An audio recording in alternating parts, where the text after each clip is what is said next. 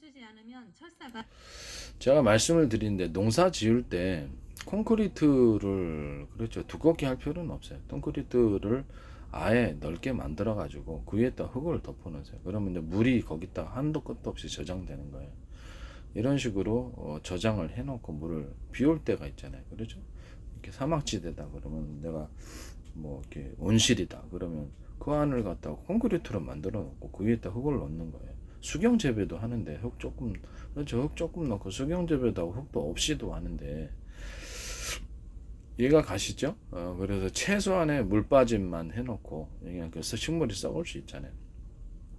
아니면 옆에다 콘크리트를 수로를 아, 자체적으로 이렇게 만들든가 넓게. 근데 땅 부족 때문에 그런 문제가 있잖아요. 자체로 물이 흘러가지고 이쪽 농토 분야에 흘렀다. 그러면 그쪽 물 수로를 만들어서 빗물을 한 군데로 저장하는 콘크리트 저장고를 좀 만들어라. 그건 이제 깊이가 있어야 되겠죠. 깊이가 있으면 물이 잘 이렇게 부족한 곳에는 그런 식으로 그 물을 다시 퍼다가 하시든가 아니면 양수기를 동원해서 물을 갖다 주든 한이 있더라도 그쪽에 또 좀 해놔라. 물도 썩잖아요. 그럼 거기다 뚜껑을 좀 해놔라. 이렇게 농사 짓는데 거기다가 댐을 만들어 놓는 거나 마찬가지잖아요. 비물이 올 때 흘리지 말고 그걸 갖다 잘 보관을 해서 그걸 다시 양수기를 동원하든지 다시 퍼올려 가지고 물을 주면 될 거 아니냐라는 것입니다. 전체를 콘크리트로 만들어 가지고 콘크리트 바닥을 만들고 물이 쉽게 빠져나가지 못하도록 그렇게 해라. 사막 같은 데서도 그렇고 우리 귀한 지역에서는 그렇게 해가지고 비를 왔을 때 저수율을 높여주는 거예요. 그다음에 식물이 거기 썩을 수 있으니까 그걸 통해서 나머지 물들은 이렇게 따로 콘크리트 수조라고 하는 콘크리트 댐 같은 식으로 만들어 거기다 물을 보관해라. 그래서 물을 갖다가 다시 꺼내서 거기서 사용해라. 양수기를 동원하든지 뭔 상관없지 않느냐. 퍼다가 하든가.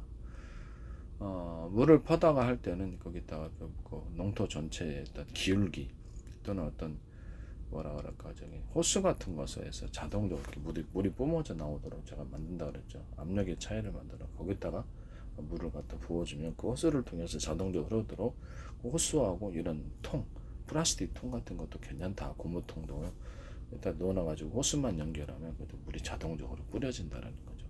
이해가 가시죠? 물을 갖다 길든지 아니면 그때 양수기를 통해 거기 통에다 채우든지 그런 식으로 하면은 저절로 물이 주어진다. 뭐라 일일이 가서 뿌리냐 라는 것이죠. 이해가 가십니까? 그럼 물의 호수가 이렇게 있다. 그러면 호수를 통해서 제가 압력을 높이는 식으로 이렇게 깔때기식으로 그때 말씀을 드렸죠. 깔때기식으로 이렇게 만들어 갖고 노즐만 이렇게 분수처럼 만들어 놓으면 사방도 줄 수 있지 않느냐. 이해가 가시죠? 호수 자체도 어느 정도 좀 그 노즐을 만들어서 분수처럼 사방으로 퍼지게끔 해놓으면 비 올 때도 좋지 않느냐라는 거죠. 이해가 가십니까? 네. 원실도 그런 식으로 만들어 놓고 콘크리트로 만들어 놓고 밑에다가 흙을 갖다가 충분히 높이로 해주고 그래서 물을 갖다가 저수를 하고 이런 식으로 하는 게 더 나을 것 같습니다. 그러면 밑에 저장되어 있던 물들이 위로 올라오면서 그렇죠. 근데 가뭄 때나 아니면 비 안 올 때도 식물에게 습기 형태로 습기 형태로 제공됨으로써 식물이 더 잘 자랄 수 있고 농사는 그렇죠. 보다 많은 인력을 동원하지 않고도 할 수 있다라는 일일이 물을 주도 물이 뭐 널널한 지역은 그렇게 필요가 없죠. 호수 연결해서 곧바로 뿌릴 수 있으면 그렇죠. 거리가 떨어져도 수돗물이다. 그러면 농사 짓는 쪽과 좀 거리가 있다. 그럼 마을 공동으로 농사를 지어야 된다. 그럼 어떻게 될까요? 수돗물이나 지하수가 있을 거 아니에요. 지하수에다가 농동에 콘크리트 그 수조 만들어 놓을 수 있습니까? 없습니까? 아파트 그게 저기 물 담아 놓는 것처럼 아파트에 위에 물 담아 놓잖아요. 물 저장고. 그럼 거기다가 지하수나 이렇게 수돗물이라도 좀 수돗물이 좀 귀하면 지하수를 퍼올려서 거리가 떨어져 있다. 1km다. 그럼 거기다가 콘크리트 수로를 미니로 만드는 거예요. 일반적인 호수로 하면 좀 힘드니까 그리고 너무 길잖아요. 길이가 손상도 되기 지금 콘크리트를 뭐 만들어라. 이 정도 폭으로 만들어 그렇게 관처럼 만들어. 그럼 그걸 통해서 흐르거나 짐승이나 그거 갖다 뭐 이렇게 그런다고 뭐 뚜껑을 덮어라. 그래가지고 지하수가 있는 쪽에서 물을 갖다가 1km 흐르도록 만들어 놓고 그쪽에서 다시 밭이나 논이 있다. 그럼 그쪽으로 다서 또 콘크리트 미니 수로를 만들어라. 그걸 통해서 물이 또 자동적으로 흐르게 해라라는 거죠. 그래서 거기서 이제 파다가 이런 식으로 호스를 통해서 각 밭이나 논에 다 주면 되지 않겠냐라는 거죠. 이해가 가시죠? 네, 이런 식으로 하시는 게 나을 것 같아요.